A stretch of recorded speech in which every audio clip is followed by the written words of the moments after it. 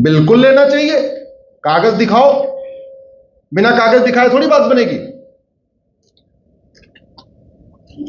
मैं पार्लियामेंट में जेपीसी में,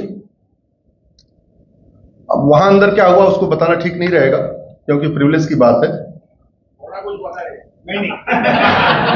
बस इतना बता सकता हूं कि फर्स्ट हाफ में जमीयत उलमा हिंद का प्रेजेंटेशन था और सेकंड हाफ में हमारा और विष्णु जैन का प्रेजेंटेशन था। और इतना बता सकता हूं कि लंच के बाद सब वॉकआउट कर गए।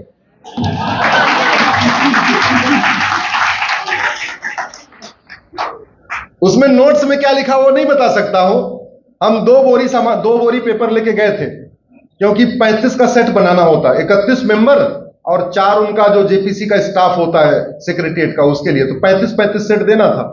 हमारे पास 5 डॉक्यूमेंट थे, उन पांचों का 35 सेट बनाया था, तो हम 2 बोरी भर के ले गए थे, बोरी इतनी बड़ी बड़ी। तो वहां की जो सेक्रेटरी थी आईएएस ऑफिसर, वो बोली कि सर अभी लंच ब्रेक होगा, एक काम करिए, लाइए मैं इसको टेबल पर रखवा देती हूं। हमने कहा ठीक है रखवा दो। और लंच ब्रेक तक सब कुछ सही था। जैसे लंच के बाद दोबारा बैठे, भगवान जाने कौन सा पन्ना पढ़ा, तुरंत जोर जोर से अंदर से आवाज आई और वॉकआउट हो गया। सरकार ने 44 इसमें अमेंडमेंट पेश किया है, 44, राइट। लेकिन अभी भी वो एकदम बिल्कुल दुरुस्त नहीं हुआ, आर्टिकल 14-15 के स्पिरिट में अभी भी नहीं आया। हमने 22 अमेंडमेंट और बताया है, तो टोटल कितना हो गया? 66। अब मुझे आप बताओ, जिस पहिए में 66 छेद हो जाए उसको पंचर बनवाना चाहिए या पहिया बदलना चाहिए? यही बात मैं बोल के आया हूं।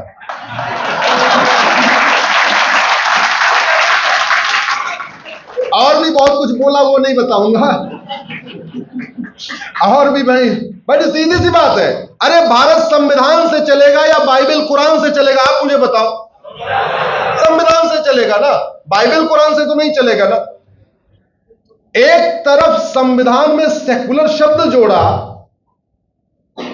और वही पॉलिटिकल पार्टी वक्फ बोर्ड बना रही है, वक्फ ट्रिब्यूनल बना रही है। इससे बड़ा गिरा हुआ काम क्या हो सकता है? अभी परसों ट्यूसडे को सेकुलर शब्द पे सुनवाई है सुप्रीम कोर्ट में।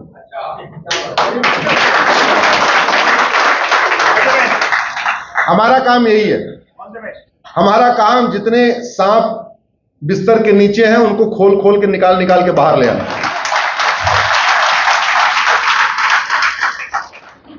जानते हैं, जैसे घटिया कानूनों में कंपेयर करें तो वक्फ एक्ट और प्लेस ऑफ वर्शिप एक्ट से घटिया कोई कानून नहीं है, वैसे अगर अमेंडमेंट की बात करें तो संविधान में प्रियम्बल जोड़ना सबसे बड़ा फ्रॉड है, सबसे इल्लीगल हुआ है। संविधान के प्रियम्बल को basic feature of the constitution कहते हैं। केशवानंद भारती में जो डॉक्ट्रिन आई ना, बेसिक स्ट्रक्चर की, हो तो बात की बात है। हमारे संविधान निर्माताओं ने बेसिक स्ट्रक्चर ऑलरेडी लिख दिया था कॉन्स्टिट्यूशन में, और कहां लिखा हुआ है वो? प्रियम्बल में। अगर प्रियम्बल में छेड़छाड़ करने का कोई प्रोविजन होता तो संविधान निर्माता अंदर आर्टिकल 368 में लिख के जाते कि प्रियम्बल बदलना है तो ये प्रोसीजर अडॉप्ट करना। उनका ये मानना था ये प्रियम्बल बदलना ही नहीं है, संविधान में जो संशोधन होना है वो होना, प्रियम्बल को नहीं छेड़छाड़ करना। और वैसे भी आप देख लीजिए, मान लो कोई 60 मंजिल की बिल्डिंग है, 60 मंजिल की बिल्डिंग में मान लो आप 30वें फ्लोर पे रहते हो, तो 30वें फ्लोर पे जो बदलाव करना है वो आपके हाथ में है। आप बेडरूम को ड्राइंग रूम बना लो, ड्राइंग रूम के किचन बना लो, किचन को कुछ और बना लो, ये आप कर सकते हो। आप उस बिल्डिंग की फाउंडेशन को बदल सकते हो क्या? और फाउंडेशन कब बदला जाएगा? जब बिल्डिंग गिरानी हो। ऐसे प्रियम्बल तब बदला जाए जब इस कॉन्स्टिट्यूशन को पूरा बदलना हो, अदरवाइज आप प्रियम्बल में छेड़छाड़ नहीं कर सकते। और अगर आपने प्रियम्बल में छेड़छाड़ करना शुरू कर दिया फिर इसका कोई अंत नहीं होगा। अगर सेकुलर शब्द जोड़ा जा सकता है तो डेमोक्रेसी निकाली भी जा सकती है।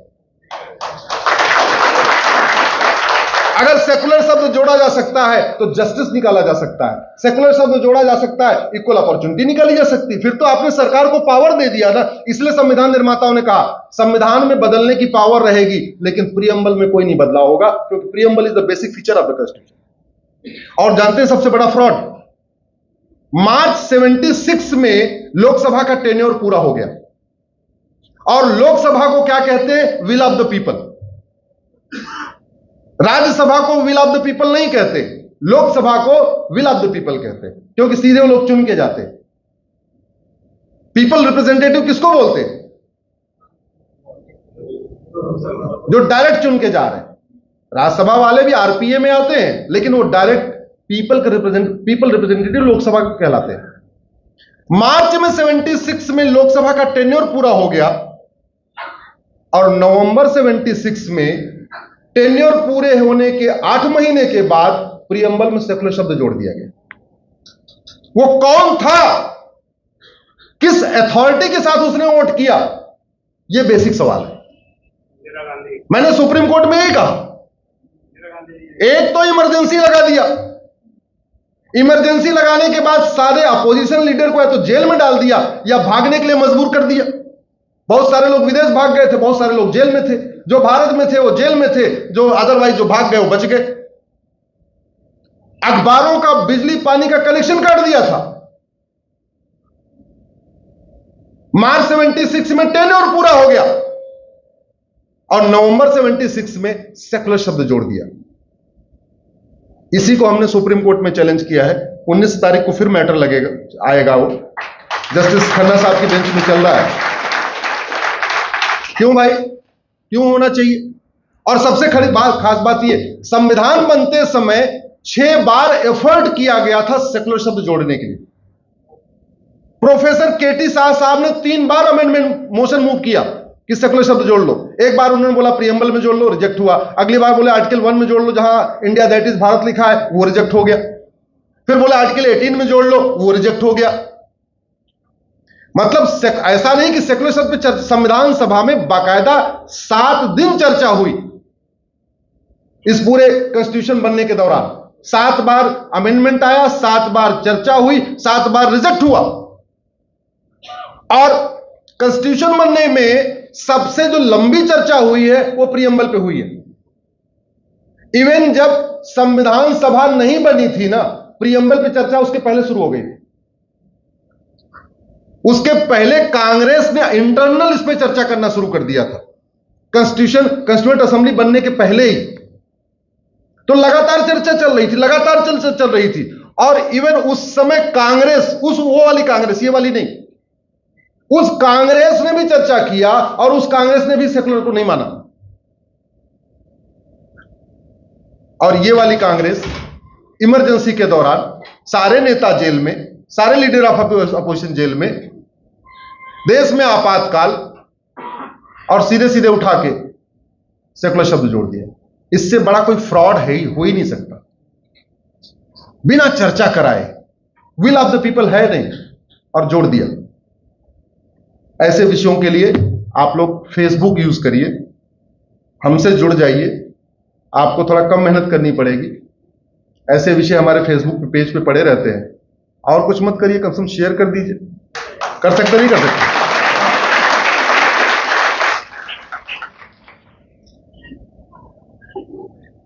आज हम लोग गुरु नानक देव जी को मना रहे थे। गुरु नानक जी का जन्म कहां हुआ था? पाकिस्तान के ननकाना साहिब। आज की डेट में वहां उनकी जयंती मनाते हैं क्या लोग? जोर से बोलिए। हम लोग मनाते हैं, वो मनाते हैं क्या? उनकी शिक्षाएं तो बहुत अच्छी थी। अब 5 टेनेट्स ऑफ सिखिज्म करके देख लीजिए, क्या शानदार शिक्षाएं हैं। इनफैक्ट उनके जो 5 टेनेट्स ऑफ सिखिज्म करेंगे, उसमें से 3 टेनेट तो आपके कॉन्स्टिट्यूशन में है। कॉन्स्टिट्यूशन में जो लिखा है ना, फ्रेटर्निटी, यूनिटी, नेशनल इंटीग्रेशन, ये 5 टेनेट्स ऑफ सिखिज्म का पार्ट है। दया, करुणा कॉन्स्टिट्यूशन का पार्ट है, यही कॉन्स्टिट्यूशन में भी है।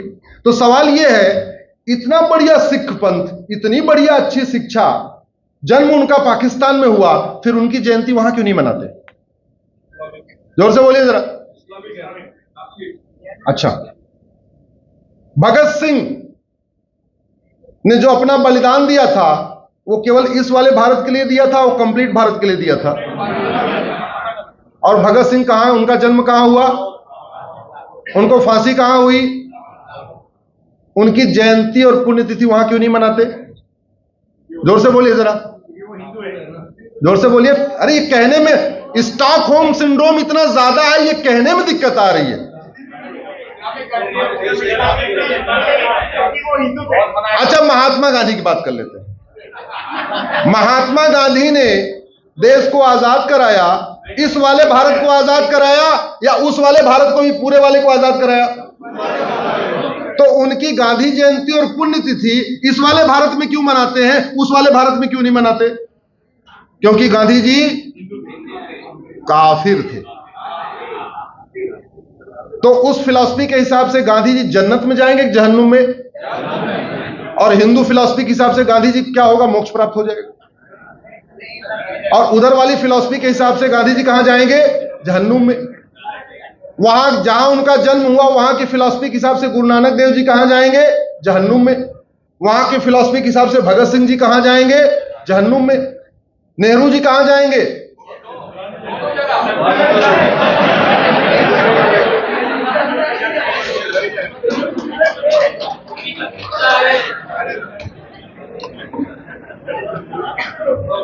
देखो, मैंने आपको थोड़ा लाइट मोड दे दिया। बताना आपको यह था कि 1947 में भारत का विभाजन हुआ था, और विभाजन किस थ्योरी पे हुआ था कि हम पाक हैं, तुम नापाक हो, पाक और नापाक एक साथ नहीं रह सकते, इसलिए हम पाक स्थान बनाएंगे, और पाक स्थान को कहते हैं पाकिस्तान। पाकिस्तान दो शब्द का मिलकर बना है, पाक स्थान, दैट इज द पाकिस्तान। जैसे संविधान का मतलब संविधान, वैसे पाकिस्तान का मतलब पाक स्थान, राइट? मजहब के आधार पर विभाजन हुआ। क्या वो जो पाक नापाक की सोच थी वो खत्म हो गई क्या? घट रही है क्या? बढ़ रही है? अगर बढ़ रही है तो खतरा बढ़ रहा है कि घट रहा है? मेरी एक पीआईएल चल रही है पॉपुलेशन एक्सप्लोजन पे, एक पीआईएल चल रही है कन्वर्जन पे, एक पीआईएल चल रही है घुसपैठ पे।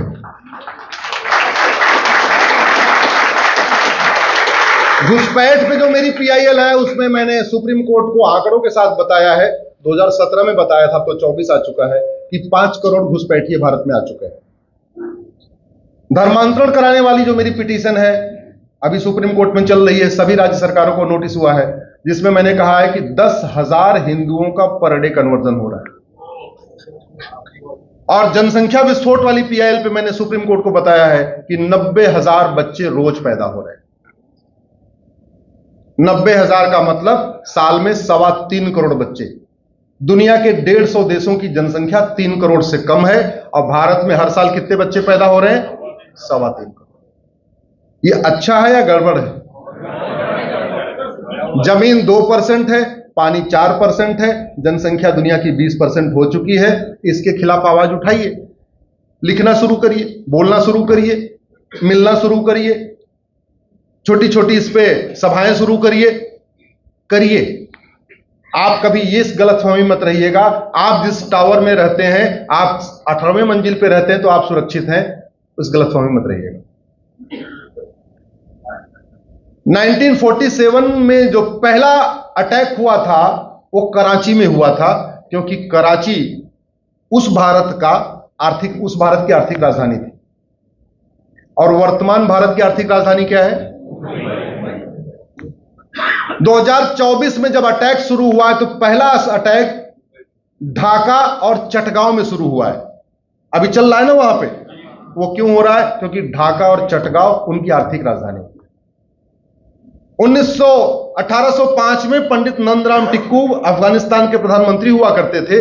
गंधार उनका इकोनॉमिक कैपिटल था। तो जब पहला विद्रोह हुआ वहां से मारवाड़ी जैन को भगाना शुरू किया, वो गंधार से शुरू किया था, जिसको अब कंधार कहते हैं। तो अफगानिस्तान का तो हो गया कल्याण। पाकिस्तान भी हो गया, मलद्वीप आपका मालदीव बन गया, ईस्ट बंगाल आपका बांग्लादेश बन गया, और भारत की राजधानी क्या है?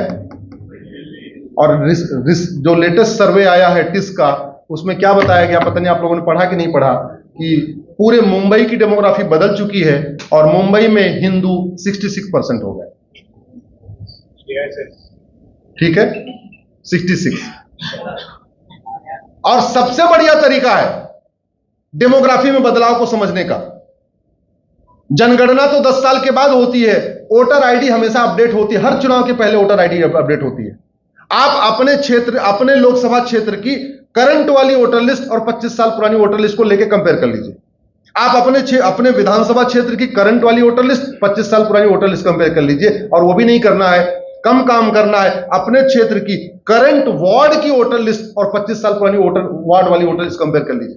जिस मोहल्ले में आप रहते हैं अपने पार्षद से संपर्क करिए, बोला जाए वोटर लिस्ट दिखाना, वो पतली होगी, विधानसभा वाली थोड़ी मोटी होगी, लोकसभा वाली ज्यादा मोटी होगी। एक बार करके देख लीजिए, मुझे लगता है फिर आपको जगाने की जरूरत नहीं पड़ेगी, आप इतना जाग जाएंगे, उसी स्पीड से दौड़ेंगे जैसे हम भी दौड़ रहे हैं आजकल। मेरी PIL चल रही है, जिसमें मैंने डेटा के हिसाब से बताया है कि भारत के 9 राज्यों में हिंदू खत्म हो चुके हैं। जिनको आइडिया होगा, जो मैंने माइनॉरिटी वाला चैलेंज किया हुआ है उसमें वो डेटा दिया हुआ है। भारत में 28 राज्य हैं, 8 केंद्र शासित प्रदेश हैं, टोटल हो गए 36 में से 9 राज्यों में हिंदू खत्म हो चुके हैं। भारत में 800 जिले हैं, 800 जिलों में से 200 जिलों में हिंदू खत्म हो चुके हैं। और भारत में 6000 तहसीलें हैं, 6000 तहसील में से 1500 तहसीलों में हिंदू खत्म हो चुके हैं। भारत के बॉर्डर पे 300 तहसीलें हैं, उन 300 की 300 तहसीलों में हिंदू खत्म हो चुके हैं। और कंफर्म करना है, आपके बगल में धारावी है झुग्गी बस्ती, वहां 1980 में जो रेशियो था 80-20 का था, 2024 में वो रेशियो 20-80 हो गया, जस्ट टर्न आउट हो गया। और पहले मुंबई में एक धारावी थी, आज की डेट में लगभग 8 धारावी अलग अलग बन चुके हैं। एक मीरा भाईंदर बन गई, एक माहिम की तरफ बन गई है, एक इधर बन गई है, एक सांताकुंज में बन गई है। ठीक है,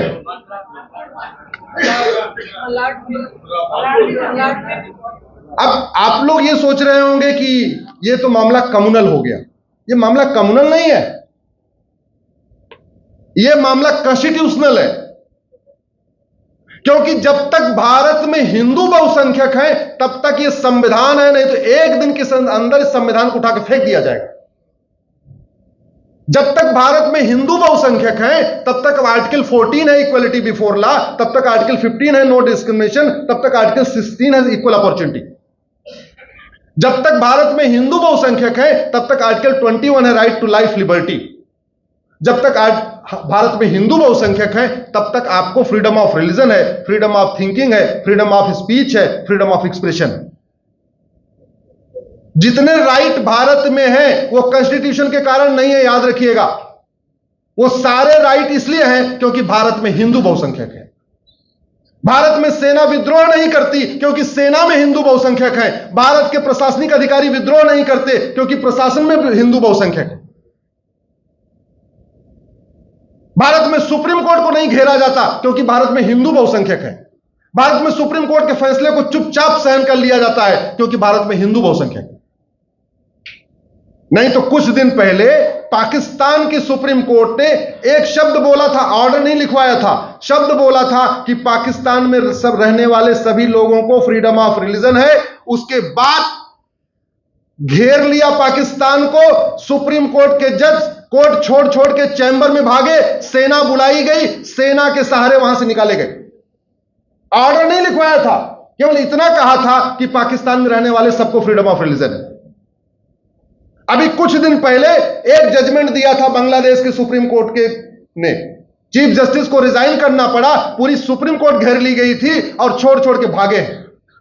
और एक सुप्रीम कोर्ट का जज तो भारत के बॉर्डर पे पकड़ा गया, उसको बीएसएफ वालों ने पकड़ा, डर के मारे भारत में अंदर रहा था, बीएसएफ वालों ने पकड़ के बैठा लिया।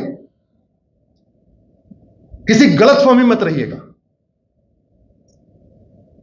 पाकिस्तान में भी सेना है, पाकिस्तान में भी सुप्रीम कोर्ट है, पाकिस्तान में भी हवलदार है, थानेदार है, तहसीलदार है, कलेक्टर है, कप्तान है, वकील है और जज है। वहां सबको समान अधिकार है क्या? बांग्लादेश में भी सब कुछ है, सबको समान अधिकार है क्या? भारत में इसलिए है क्योंकि भारत में हिंदू बहुसंख्यक है।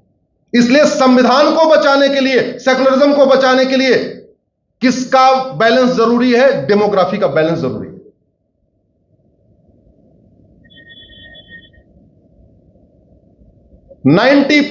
पर्शिया, 90% पारसी पॉपुलेटेड पर्शिया, जहां 90% पारसी रहा करते थे, जहां सुप्रीम कोर्ट के सीनियर एडवोकेट फाली नरीमन साहब का घर था, जहां सुप्रीम कोर्ट के जज माननीय पार्डीवाला साहब का घर था, सब कुछ छोड़ के भागे कि नहीं? भारत में आए कि नहीं आए?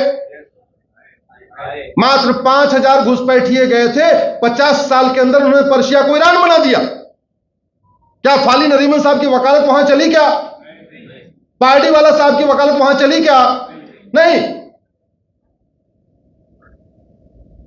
भारत में जो कुछ ठीक चल रहा है, उस गलतफहमी मत रहिएगा ये संसद के कारण चल रहा है या सुप्रीम कोर्ट के कारण चल रहा है। भारत के हिंदू इनहेरेंट सेकुलर होते हैं। भारत हिंदुत्व का मतलब क्या? हिंदुत्व का मतलब सर्वधर्म समभाव। हिंदुत्व का मतलब क्या? नारी तू नारायणी। हिंदुत्व का मतलब क्या? सर्व मंगल मांगल्य शिवे सर्वासाधिके। और एक बार याद रखिएगा, किसी बंदूक के टशन में मत रहिएगा। राफेल हमने फ्रांस से लिया है, 3 महीने फ्रांस जला है, राफेल काम आया क्या वहां पे? और जानते हैं फ्रांस क्यों जला? वर्ल्ड कप के दौरान फ्रांस ने मोरक्को को हरा दिया, तो जो मोरक्को के शरणार्थी आए थे उन्होंने फ्रांस को जलाना शुरू कर दिया कि तुमने हमारे गांव वालों को क्यों हराया। वर्ल्ड कप के दौरान फ्रांस ने मोरक्को को हराया, मोरक्को के शरणार्थियों को फ्रांस ने शरण दिया, उनको रोटी कपड़ा मकान दिया, अपना बड़ा दिल दिखाया, और जैसे फ्रांस ने मोरक्को को हराया वैसे ही मोरक्को वालों ने फ्रांस को जला दिया। और जो राफेल हमने खरीदा है वो किससे खरीदा है?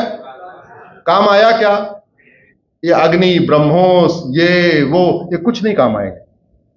ये बाहर के लिए काम होते हैं। फिर काम क्या आएगा? काम आएगा घुसपैठ के खिलाफ कठोर कानून, धर्मांतरण के खिलाफ कठोर कानून, हम दो हमारे दो सबके दो, स्ट्रिक्ट कानून।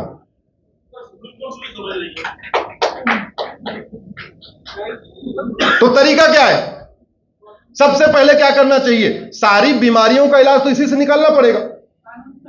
अल्टीमेटली भारत संविधान से चलता है, तो सारी बीमारियों का इलाज इसे निकालना पड़ेगा। और ये भारत का संविधान है, इसलिए भारत की सभी समस्याओं का समाधान आपको इसी से निकालना पड़ेगा। जो बातें नहीं लिखी हुई है उसका अपने तरीके से इंटरप्रिटेशन करना पड़ेगा। ये तो कई बार हो चुका है भाई। संविधान का जहां जरूरत पड़े लिटरल इंटरप्रिटेशन करो, जहां पर्पोजिव इंटरप्रिटेशन करो, हार्मोनियस इंटरप्रिटेशन करो, कंस्ट्रक्टिव इंटरप्रिटेशन करो। आप आवश्यकता की पूर्ति करने के लिए जैसा चाहिए वैसा इंटरप्रिटेशन करो। आर्टिकल 11 क्या कहता है? आर्टिकल 11 यह कहता है कि आप एक सिटीजनशिप कानून बनाओ और उसमें क्या सेट करो? सिटीजनशिप देने की टर्म्स कंडीशन सेट करो और सिटीजनशिप लेने की टर्म्स कंडीशन सेट करो। आज तक किसी की सिटीजनशिप गई क्या? किसी गद्दार की सिटीजनशिप गई? किसी जासूस की सिटीजनशिप गई? किसी अलगाववादी की सिटीजनशिप गई? किसी आतंकवादी की सिटीजनशिप गई? जिन्होंने मुंबई में बम ब्लास्ट करवाया किया, उनको सिटीजनशिप गई? ना अलगाववादियों की सिटीजनशिप जा रही है, ना उनके मददगारों की जा रही है। इसका मतलब कानून घटिया है। याद रखिएगा, बीमारी डॉक्टर ठीक नहीं करता, बीमारी दवाई ठीक करती है। और डॉक्टर बदलने से बीमारी ठीक नहीं होती है, बीमारी ठीक होती है दवाई बदलने से। डॉक्टर अंदर जाता है शरीर में या दवाई अंदर जाती है? डॉक्टर लाख अच्छा हो, अगर आपकी दवाई गड़बड़ है तो बीमारी ठीक नहीं होगी। ड्राइवर लाख अच्छा हो, गाड़ी आपकी ठीक नहीं है, यात्रा सुरक्षित नहीं होगी। मिस्त्री लाख अच्छा हो, बिल्डिंग मटेरियल गड़बड़ है, आपका घर सुरक्षित नहीं होगा। ऐसे शासक लाख अच्छा हो, जब तक नियम कानून अच्छे नहीं होंगे, कानून का खौफ नहीं होगा, तब तक देश सुरक्षित नहीं होगा। तो अब डॉक्टर नहीं बदलवाना, अब क्या बदलवाना? अब क्या बदलवाना? अरे भैया, लेकिन दवाई बदलवाने की शुरुआत हमें ही आपको करना पड़ेगा। दवाई कौन सी चाहिए, कैसी चाहिए, कितना डोज देना, 200 mg 500 mg, कौन बताएगा? ये कौन बताएगा? और घर बैठे बैठे नहीं, जा जाके सांसदों से मिलना पड़ेगा, जा जाके विधायकों से मिलना पड़ेगा, उनको समझाना पड़ेगा। एडवोकेट जाके समझाएंगे तो मानेगा। अब जाके कम से कम इतना तो बोलो कि जो समस्या भारत में वो सिंगापुर में क्यों नहीं है, जो समस्या भारत में वो दुबई में क्यों नहीं है, जो समस्या भारत में वो चीन में क्यों नहीं है, जो समस्या भारत में वो हांगकांग में क्यों नहीं है, जो समस्या भारत में वो जापान में क्यों नहीं है। क्या वहां के डॉक्टर ज्यादा अच्छे हैं क्या? हाँ, उनकी दवाई ज्यादा अच्छी है। डॉक्टर हमारा वाला अच्छा है, दवाई उनकी वाली अच्छी है, इसलिए वहां बीमारी नहीं है, इधर बीमारी है, हैवी डोज है। करेंगे सब लोग।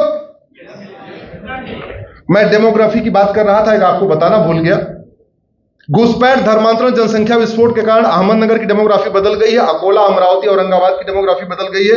कहीं 10% बदली है, कहीं 12%, कहीं 15%, कहीं 18% ऐसे बदली है।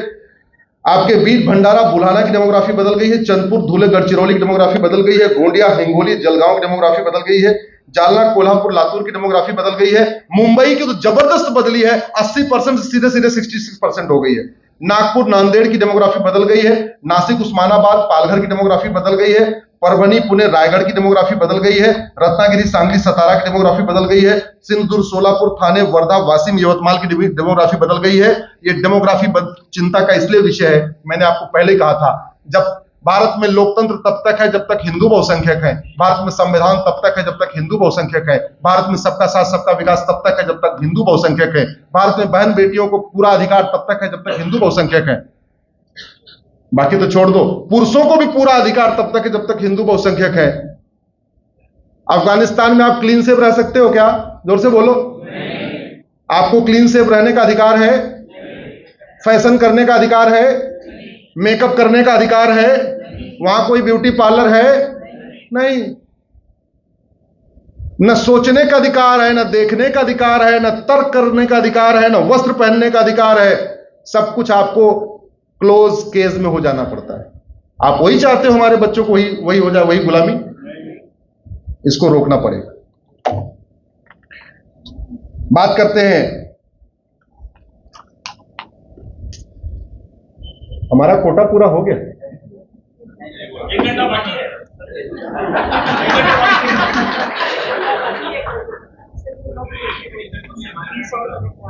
बीस मिनट है, बहन जी कह रही 20 मिनट है अभी। भारत माता की जय, भारत माता की जय। भगवान, जब गुड गवर्नेंस की बात होती है तो किसकी बात होती है? एक बार जोर से बोलिए। राम राज्य की। जय श्री राम, जय श्री राम। कृष्ण राज्य की बात नहीं होती, युधिष्ठिर राज्य की बात नहीं होती, चाणक्य राज्य की बात नहीं होती, चंद्रगुप्त राज्य की बात नहीं होती। किसकी बात होती है? राम राज्य। राम राज्य के दो फीचर थे, बेसिक फीचर। पहला फीचर यह था कि राम राज्य में यूनिफॉर्म एजुकेशन सिस्टम था। दूसरा फीचर था राम राज्य में यूनिफॉर्म सिविल कोड था। और तीसरा फीचर था भय बिन होय न प्रीत, सठे साठ्यम समाचरित। जो अपराध करे उसको फटाफट दंड दो, ऐसा दंड दो कि उसकी गूंज 100 किलोमीटर तक सुनाई दे।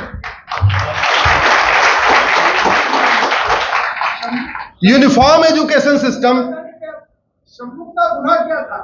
बैठे बता, अभी क्वेश्चन आंसर में ले लेंगे।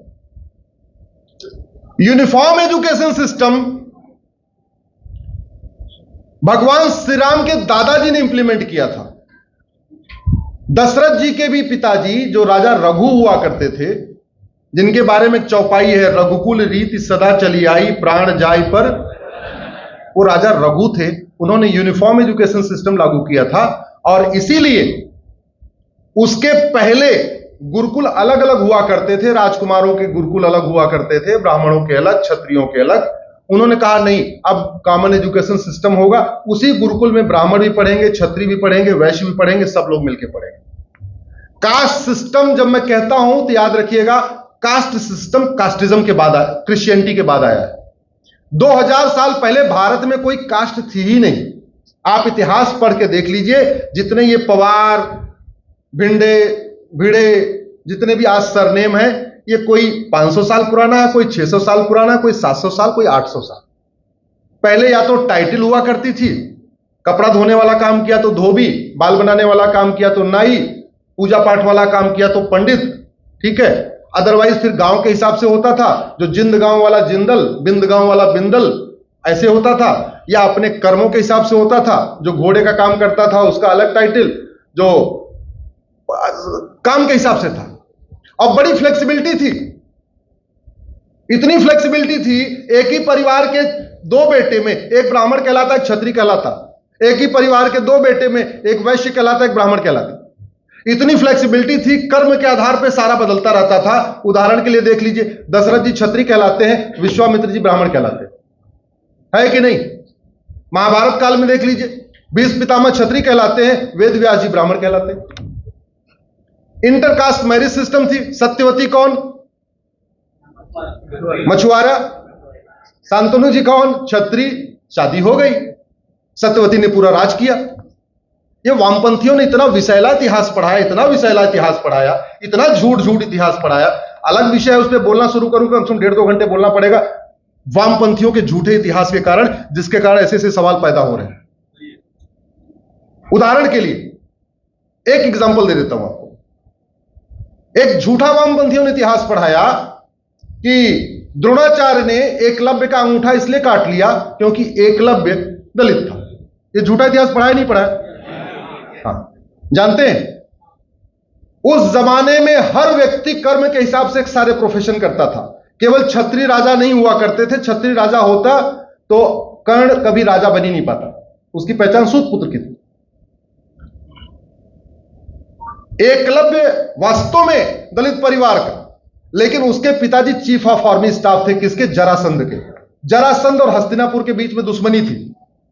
जब द्रोणाचार्य जी को समझ में आया कि हमारा अर्जुन तो एकलव्य से भी कमजोर है और कल को हस्तिनापुर और जरासंध के बीच में झगड़ा हो गया, फिर तो हमारा देश को ले डूबेगा, तो उन्होंने उस समय गुरु वाला कार्य पीछे किया, राष्ट्रभक्ति वाला कार्य आगे किया और बोला बेटा एक काम करो, अंगूठा दे दो।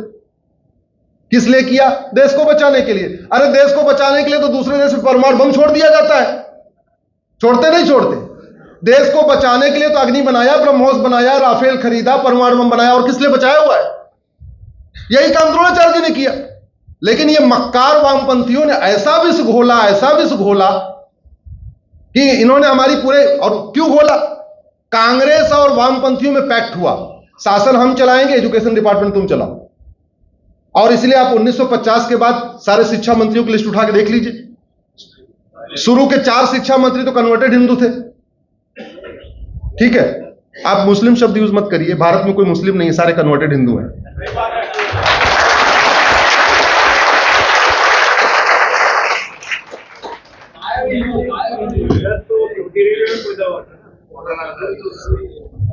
तो अब सवाल यह है, क्या कह रहे हैं? सवाल यह है इनका इलाज क्या करें? घुसपैठियों का क्या इलाज करें? धर्मांतरण कैसे रोकें? बात हो रही थी राम राज्य की। हां, तो एक था यूनिफॉर्म एजुकेशन सिस्टम, आज बाद में बात कर लेंगे। एक था यूनिफॉर्म सिविल कोड, वो भी बाद में करेंगे। पहले बात कर लेते हैं भय बिन होए न प्रीति। दंड व्यवस्था बहुत कठोर थी राम राज्य की, तगड़ा दंड मिलता था। ऐसा दंड मिलता था कि एक बार दंड दिया, साल भर तक शांति। और वो आज भी है। सिंगापुर में बिल्कुल राम राज्य की फिलॉसफी है। एक व्यक्ति गया 900 ग्राम गांजा लेके एक कॉलेज के पास, वहां पे गांजा बेच रहा था, उसको पकड़ा, उसका narco polygraph brain mapping test किया और करने के बाद उसको उठा के फांसी दे दिया। उसके बाद से सिंगापुर में कोई गांजा लेके नहीं जा रहा। चीन के पूर्व कानून मंत्री को फांसी हो चुकी है। चीन का एक सरकारी कंपनी का जीएम था, 2 लाख युआन रिश्वत लिया था ठेकेदार से, सीधे उठा के फांसी दे दिया। अब वहां का जीएम ठेकेदार से पैसा मांगेगा क्या? मांगेगा नहीं। गूगल कर लीजिएगा। अमेरिका में एक आदमी ने 2 शर्ट चुराया, 25 साल की सजा दे दिया। शर्ट चुराएगा क्या? आपने कभी सोचा डेविड कोलमैन हेडली जब अमेरिका में पकड़ा गया तो उसने तुरंत अपना गुनाह कबूल क्यों किया? वो इसलिए कर लिया क्योंकि यूएस में झूठ बोलना बहुत सीरियस क्राइम है। वहां रेकी करने की सजा 10 साल है और झूठ बोलने की सजा 10 से 20 साल है। उसको कानून पता था। जैसे ही पकड़ा गया, तुमने रेकी किया? बोले हाँ रेकी किया। तो 10 साल सजा हुई। अगर वो कह देता रेकी नहीं किया, उसका नार्को पॉलीग्राफ ब्रेन मैपिंग करते और कंफर्म हो जाता है झूठ बोल रहा है, उसको कितनी सजा होती? 20 साल।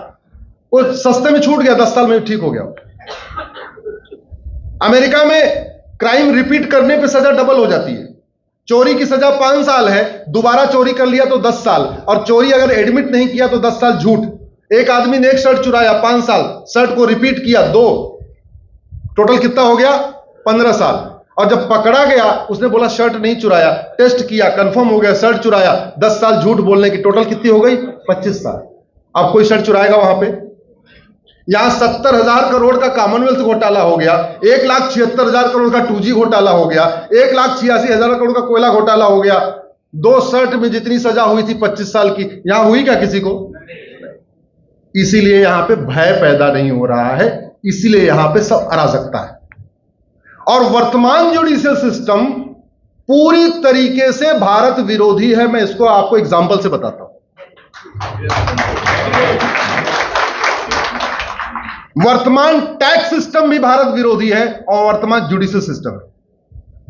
गांव में 100 लोग रहते हैं, 2 लोगों में झगड़ा हुआ। जनरली मान लीजिए एक व्यक्ति ने दूसरे की जमीन पे कब्जा किया। कब्जा कौन करेगा? दबंग। कब्जा किसकी जमीन पे करेगा? कमजोर। अभी झगड़ा 100 घरों में से केवल 2 घर में हुआ, एक दबंग एक कमजोर। कमजोर बेचारा थाने जाता है, उसकी एफआईआर नहीं लिखी जाती। दबंग 50,000 रुपए थानेदार को देता, फट से उसके खिलाफ उल्टा झूठी एफआईआर लिखवा देता है। ठीक है, अब मुकदमा शुरू होता है। भ्रष्टाचार इतना है कि दबंग ने 50,000 और दे दिया, जांच में समय, झूठी उसके खिलाफ जांच रिपोर्ट भी तैयार कर दी। तो 2 लाख रुपए में उसने एटलीस्ट चार्जेस सीट तो फाइल ही करा दिया, चार्ज फ्रेम ना हो अलग बात है। अब उसके बाद शुरू हुआ गवाही। तो दबंग अपने पक्ष में, दबंग ने गलत किया है लेकिन गवाह तो चाहिए, तो वो 10-10 हजार रुपए दे के गवाह खरीद रहा है। 20 लोगों को अपना 2 लाख रुपए दिया, 20 गवाह खड़े कर दिए। वो गरीब क्या करे? उसके पास तो पैसा नहीं, लेकिन उसके पास सच था, तो गांव के जितने गरीब थे वो उसके पक्ष में गवाही देने आ गए। याद रखिए, झगड़ा 2 घरों से शुरू हुआ, दुश्मनी 2 घरों से शुरू हुई। अब उस केस के कारण दुश्मनी फैल गई, 20 घर इधर 20 घर इधर, क्योंकि 20 इधर से गवाह बने, 20 इधर से गवाह बने, तो 40 घरों में वैमनस्य फैल गया। जो रोटी का रिश्ता था, तीज त्योहार जाते थे, होली दिवाली मनाते थे, वो बंद हो गया। अब मुकदमा चलेगा 10 साल डिस्ट्रिक्ट कोर्ट, 10 साल हाई कोर्ट, 10 साल सुप्रीम कोर्ट। जब तक उस मुकदमे का फैसला नहीं हो जाएगा, तब तक वो गांव 2 फाड़ हुआ रहेगा, आधे इधर आधे उधर। हमारी सामाजिक समरसता में सबसे बड़ी बाधा यही है। मुझे समझ में नहीं आ रहा है, सब कुछ एडवांस हो गया, सारी टेक्निक एडवांस हो चुकी है। पहले सच कैसे उगलवाया जाता था? नहीं, शपथ, लोटे में जल, तुलसी, थोड़ा सोना, और इतना अंदर खौफ होता था, उसे बोलते थे उठा के बोलो तूने ये अपराध किया कि नहीं किया, तूने उसकी गाय चुराई कि नहीं, या उसकी भैंस चुराई नहीं चुराई। वो बोलता नहीं जी चुराई चुराई, ऐसे होता था ना। अरे वही सिस्टम कर लो। अगर भारत में कंप्लेन, जब हम एफआईआर के पुलिस स्टेशन पे एफआईआर देते हैं ना, एक उसमें मेरी पीआईएल है, मैंने कहा कि केवल आप अंडरटेकिंग लेना शुरू करो थाने से कि फला फला फला फला फला ये हुआ, और इसके लिए जरूरत पड़ने पे मैं अपना narco polygraph brain mapping test कराने के लिए तैयार हूं। फर्जी शिकायत बंद हो जाएगी कि नहीं? जोर से बोलिए जरा।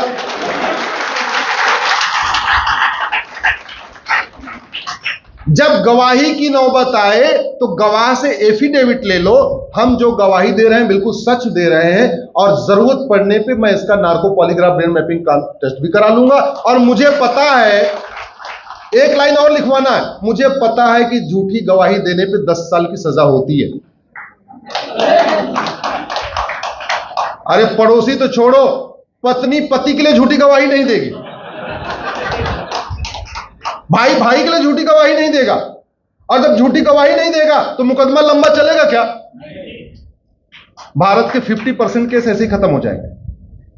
केवल आप झूठी शिकायत को गंभीर अपराध बनाइए, झूठी जांच को गंभीर अपराध बनाइए, झूठे एफिडेविट को गंभीर अपराध बनाइए, झूठी गवाही को गंभीर अपराध बनाइए। मैं गारंटी के साथ कहता हूं भारत में सतयुग आ जाएगा। और ये मैंने ड्राफ्ट आपको दिख रहा होगा, ये मैंने कानून ड्राफ्ट किया हुआ है, सतयुग एक्ट आपको दिख रहा है। आप ये मुझे बताओ, ये कलयुग भारत में क्यों चल रहा है? ये कलयुग सिंगापुर में क्यों नहीं चल रहा है? ये कलयुग दुबई में क्यों नहीं चल रहा है? ये कलयुग जापान में क्यों नहीं चल रहा है? ये कलयुग भारत में क्यों चल रहा है? जानते हैं? क्योंकि हमारे नियम कानून घटिया है, न्याय व्यवस्था सड़ चुकी है, कानून का खौफ नहीं है, न शिक्षा में संस्कार है न कानून का खौफ है। इसलिए भारत में कलयुग है। जहां शिक्षा में संस्कार है या कानून का खौफ है, वहां सतयुग है।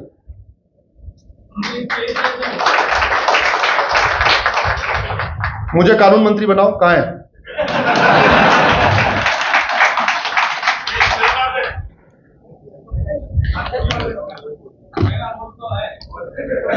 तो हां, आर्टिकल 14 कहता है equality before law, equal protection of law. हम लोग क्या करते हैं, आर्टिकल 14 के फर्स्ट पार्ट पे बहुत चर्चा करते हैं, बहुत सारे जजमेंट भी हैं इक्वलिटी बिफोर लॉ पे, लेकिन इक्वल प्रोटेक्शन ऑफ लॉ पे बहुत कम डिस्कशन होता है। इक्वल प्रोटेक्शन ऑफ लॉ का मतलब क्या हुआ?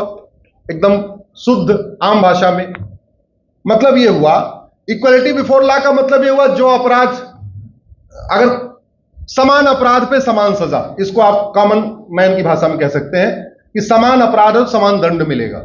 यह हो गया इक्वलिटी बिफोर लॉ। कि अगर आपने चोरी मुंबई में किया चाहे कश्मीर में किया, 5 साल की सजा है तो 5 साल की वहां भी मिलेगी, यहां भी मिलेगी। इक्वल प्रोटेक्शन ऑफ लॉ का क्या मतलब हुआ? इक्वल प्रोटेक्शन ऑफ लॉ का मतलब यह हुआ कि जो कार्य मुंबई में अपराध है वो कार्य कश्मीर में भी अपराध होगा। ऐसा नहीं होगा वही कार्य मुंबई में तो अपराध हो लेकिन कश्मीर में ना हो। इक्वल प्रोटेक्शन यानी जो छतरी होगी कानून की वो सबको इक्वली प्रोटेक्ट करेगी। जो छतरी होगी वो महाराष्ट्र की छतरी अलग नहीं होगी, अलग होगी, और यूपी की अलग नहीं होगी। जो कानून की छतरी होगी सबको इक्वली प्रोटेक्ट करेगी। यही मतलब हुआ ना इक्वल प्रोटेक्शन ऑफ लॉ। इसका मतलब यह हुआ जो अपराध पैन इंडिया है वो बीएनएस में होने चाहिए, अलग अलग उनके कानून नहीं होने चाहिए। अगर गुंडागिरी करना अपराध है तो गुंडा एक्ट कॉमन होना चाहिए। ऐसा नहीं कि यहां वाले गुंडा एक्ट में 3 साल, उधर वाले गुंडा एक्ट में 5 साल। अगर ऑर्गेनाइज क्राइम ऑफेंस है तो सजा बराबर होनी चाहिए। ऐसा नहीं मकोका में कुछ और, गुजकोका में कुछ और, यूपी के गैंगस्टर में कुछ और, यह नहीं होना चाहिए।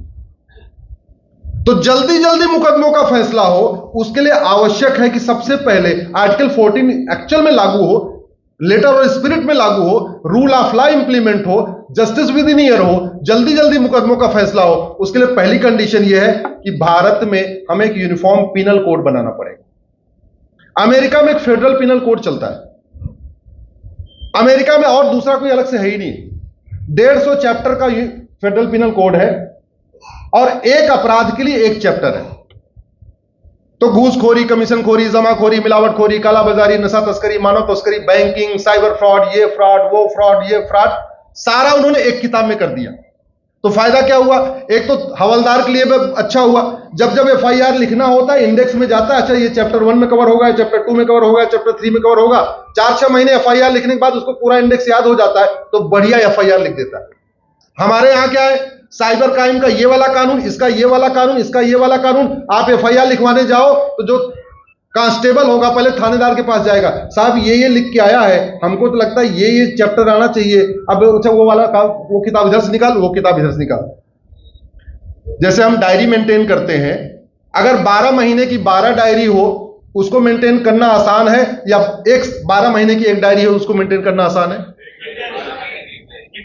ऐसे ही ये जो हमने कानूनों का जो मकड़जाल बना रखा है, ये मकड़जाल करने की बजाय मर्ज करके 1 नेशन 1 पिनल कोड बना दे तो कांस्टेबल के लिए एफआईआर लिखना आसान, वकील के लिए बहस करना आसान, एक ही किताब लेके जाना है, ज्यादा अलग अलग किताब नहीं ले जाना।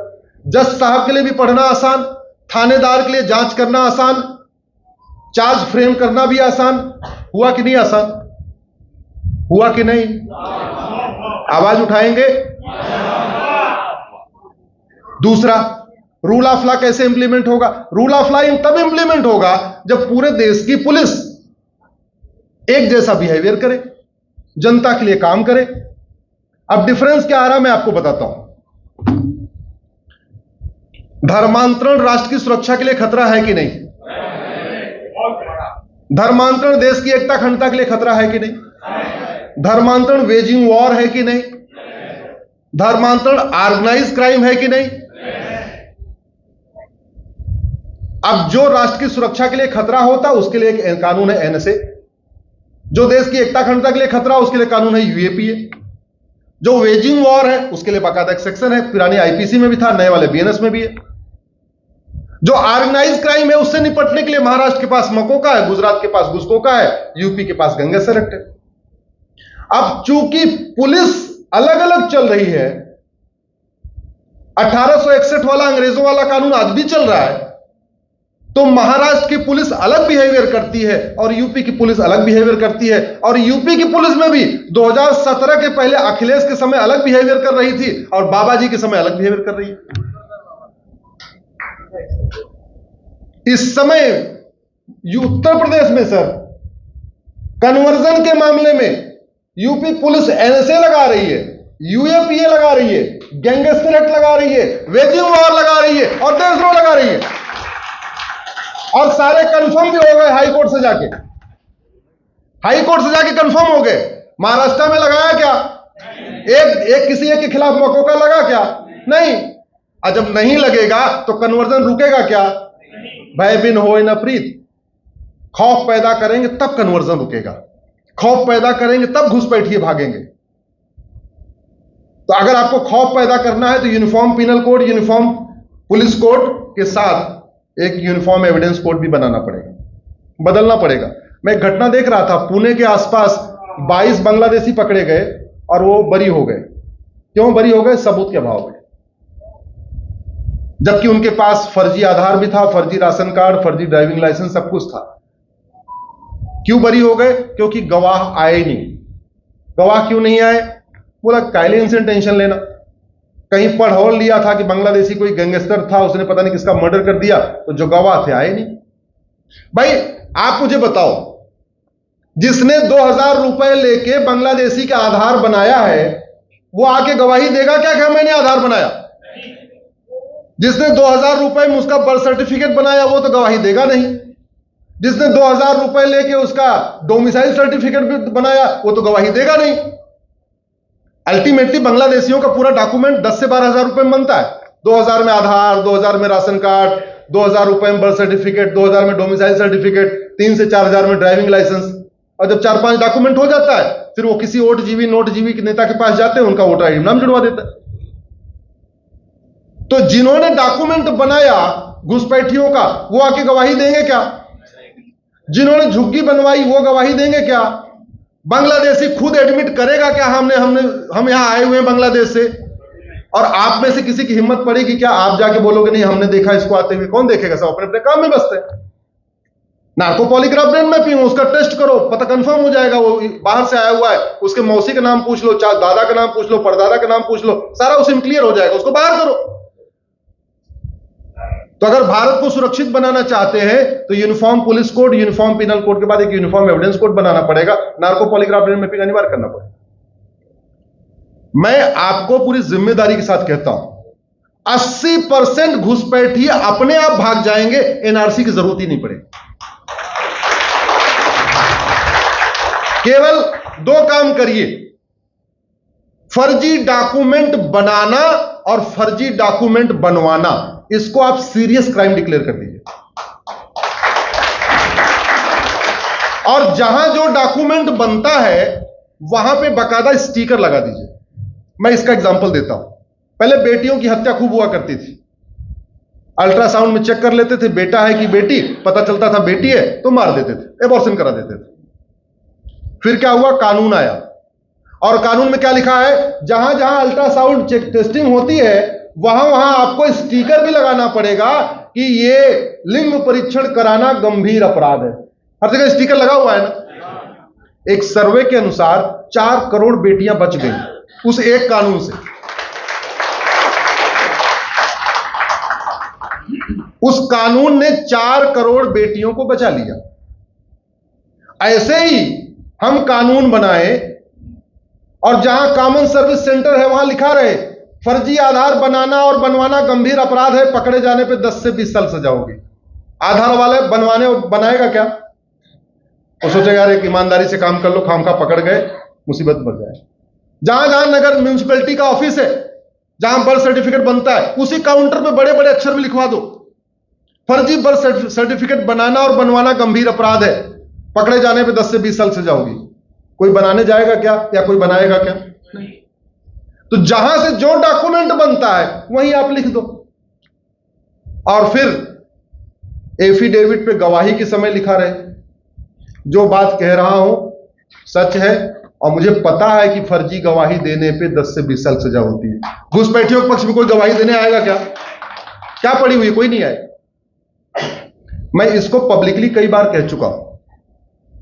इस सड़े हुए जुडिशियल सिस्टम को आज तक माननीय सुप्रीम कोर्ट ने ठीक से कॉग्निजेंस नहीं लिया, और मैं आज रिपीट करता हूं।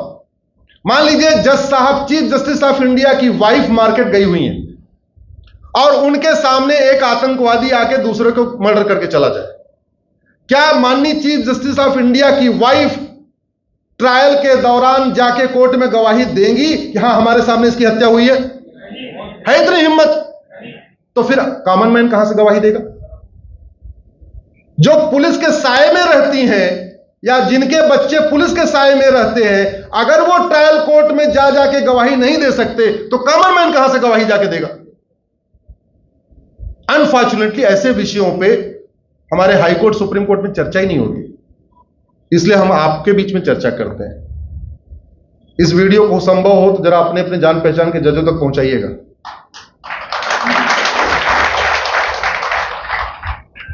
और अगर हमें खौफ पैदा करना है, घुसपैठियों को भगाना है, घुसपैठ हमारे राष्ट्र की सुरक्षा के लिए खतरा है कि नहीं? जोर से बताइए। घुसपैठ हमारी एकता अखंडता के लिए खतरा है कि नहीं? घुसपैठ हमारे संविधान के लिए खतरा है कि नहीं? घुसपैठ हमारी वसुधैव कुटुंबकम की भावना के लिए खतरा है कि नहीं?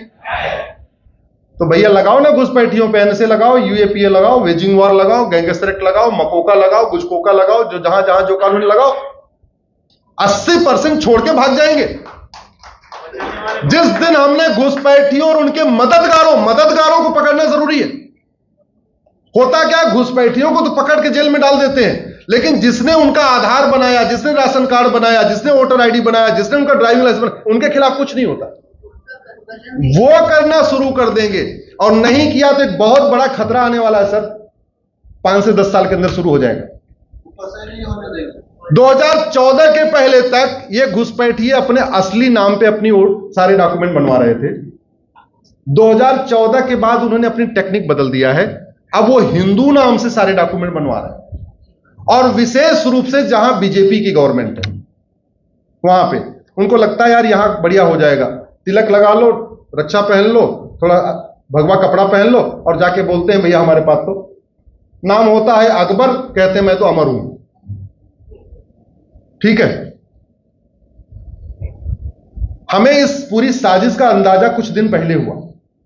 बरेली में एक सामूहिक धर्मांतरण के लिए एप्लीकेशन दी गई,